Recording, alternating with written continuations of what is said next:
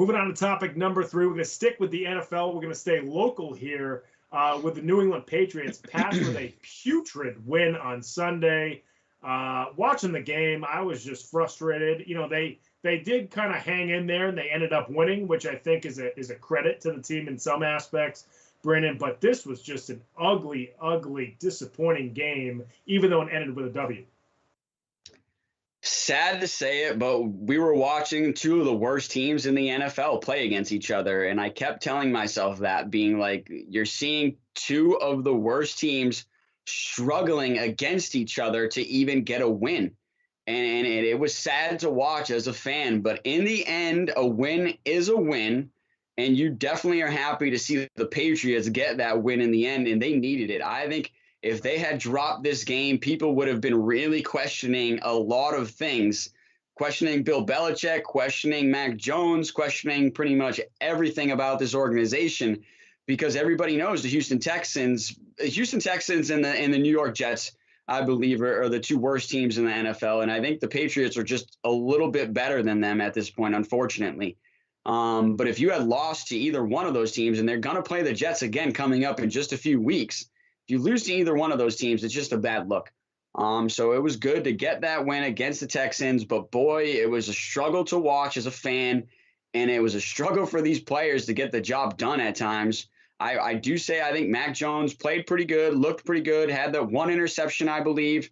But overall, I do think he managed the game pretty well. I just still think this offense is extremely pedestrian. That's the word I love using with them. You just don't see much action out of them.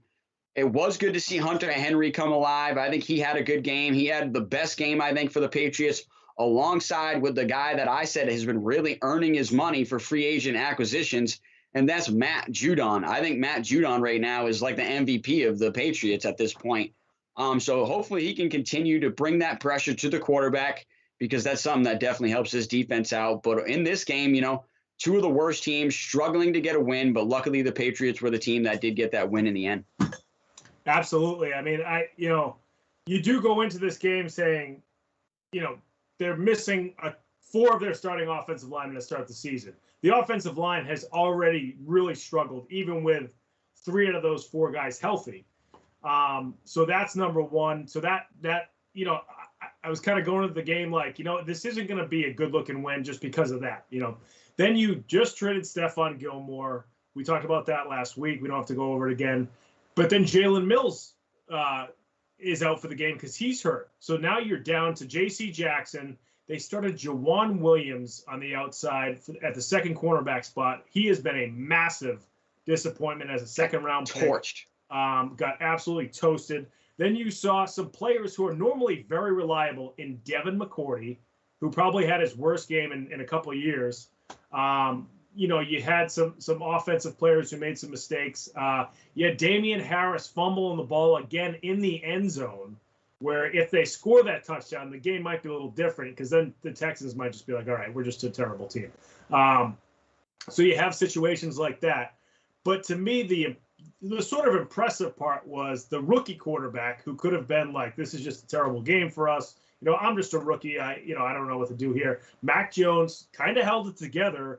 He had some bad plays too, but in the end, drove the team down the field a couple of times, made a nice play to Hunter Henry in the end zone. Like you mentioned, Henry had his best game as a Patriot so far. He seems to be starting to kind of come along for the Patriots. And then on top of that, you have, Mac Jones making some plays.